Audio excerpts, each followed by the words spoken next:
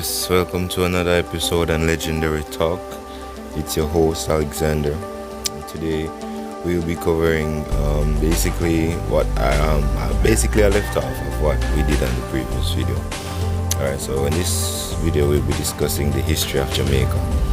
Alright, so the history of Jamaica is a rich and vibrant one, which inspires us to move forward as a nation.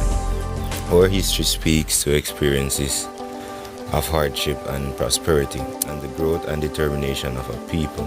Jamaica's history has been poetically composed by Howard Pyle, who states, Jamaica, like many other West Indian islands, is like a woman with a history. She has had her experiences and has lived her life rapidly. She has enjoyed a fever of prosperity founded upon those incalculable treasures poured into her lap by the old-time buccaneer pirates.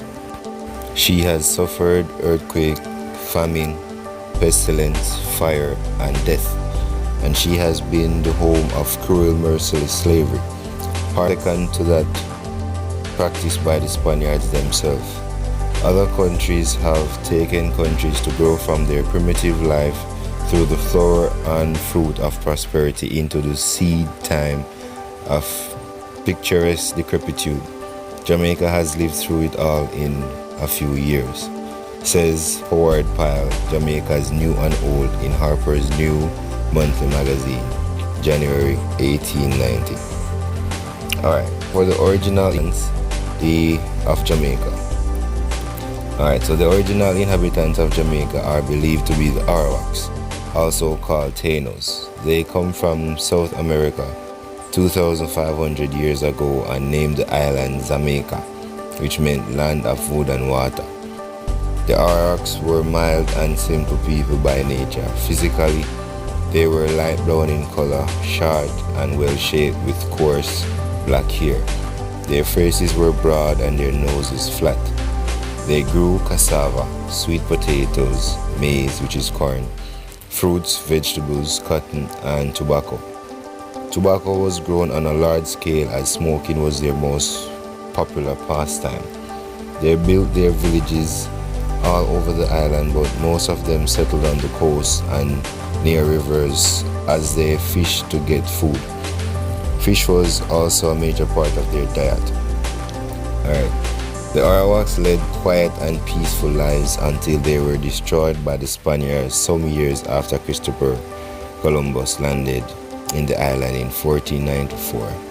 And this I actually did a previous video on. You guys could go ahead and check it out. The link will be in the description down below. And I did went ahead and check my analytics on YouTube, and I did find out that 80% of you guys that are watching my videos or checking out this channel aren't subscribed. Why aren't you subscribed? Subscribe so you can get more awesome content about Jamaica. Alright, so on to the discovery of Jamaica. On May 5th, 1494, Christopher Columbus, the European explorer who sailed west to get to the East Indies and came upon the region now called West Indies, landed in Jamaica. This occurred on his second voyage to the West Indies. Columbus had heard about Jamaica, then called Xaymaca, from the Cubans who described it as a land of blessed gold. Columbus was soon to find out that there was no gold in Jamaica.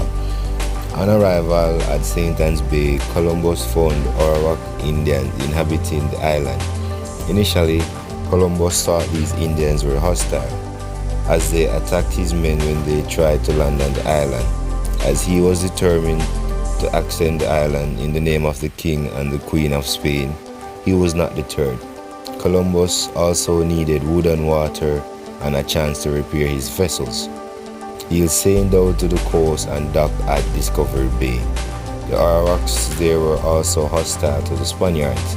Their attitudes changed, however, when they were attacked by a dog from one of the Spanish ships, Columbus' crossbowmen. Some of the Arawaks were killed and wounded in this attack.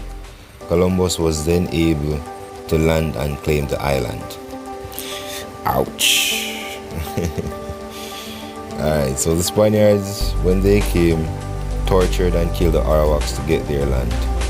They were so overworked and ill-treated that within a short time they had all died, which I did explain in my previous video. I'm just giving a small but detailed point from that video. Alright, so the process was aided by the introduction of the European disease to which the Arawaks had little or no resistance. The island remained poor under Spanish rule as few Spaniards settled here. Jamaica served mainly as a supply base. Food, men, arms, and horse were shipped here to help in conquering the American mainland. 15 years later, in 1509, after their first visit to the island, the first Spanish colonists came under the Spanish governor John de Esquivel. The first settled in the St. Anne's Bay area. This town was now called New Seville or Sevilla La Nuera. Words will be on screen for you guys. Towns were also named more than settlements. The only town that was developed was Spanish Town, and the old capital of Jamaica, then called St. Diego de la Vega. It was the center of government and trade and had many churches and convents. The little attention to the colony received from Spain soon led to a major reason for the internal strife. This contributed to the weakening of the colony in the last years of Spanish occupation. The governors were not getting proper support from home, and quarrels with church and authorities undermined their control. Frequent attacks by pirates also contributed to the colony's woes. Alright guys, so now on to the English attack. Alright, so on May 10, 1655, Admiral William Penn and General Robert Venables led a successful attack on Jamaica. The Spaniards surrendered to the English, freed their slaves, and then fled to Cuba. It was this set of freed slaves and their descendants who became known as the Maroons. The early period of English settlement in Jamaica drew much attention to the buccaneers based at Port Royal. Buccaneering had begun on the island of Tortuga and Hispaniola. They were wild, rough, and ruthless set of sea rovers. They took their loot of gold, silver, and jewels to Port Royal. Port Royal, prior to this time, was an insignificant town in Jamaica. Under the Buccaneers' leadership in the town, within a decade and a half, grew to become known as one of the wealthiest and wickedest city in the world. Hear that? Alright, so the greatest buccaneer captain of all was Henry Morgan, which I stated in my previous video. He started out as a pirate and later became a privateer. Morgan mercilessly raided Spanish fleet and colonies. He kept the Spaniards busy defending their coasts that they had little time to attack Jamaica. Morgan was knighted by King Charles II of England and was appointed Lieutenant Governor of Jamaica in 1673. Morgan died in 1688. A violent earthquake destroyed Port Royal on June 7, 1692. The survivors of the earthquake who resettled in Kingston abandoned the port. Port Royal became an important naval base in the 18th century. Alright, legendary fans. Alright, so that will be the end of this video for today. For the next video, we will be covering the slave trade in Jamaica and how it affected the country's overall growth.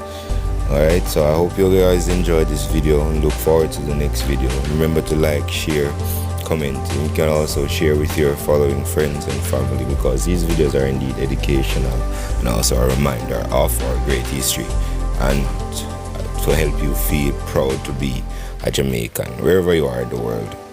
So big up yourself. Alright, so some mistakes that I made in my previous video, I will be giving you guys the correct information for that. A mistake on my part, I didn't actually recheck the source and to validate some of the information, but I will be giving you guys an update on that very soon as well. Peace.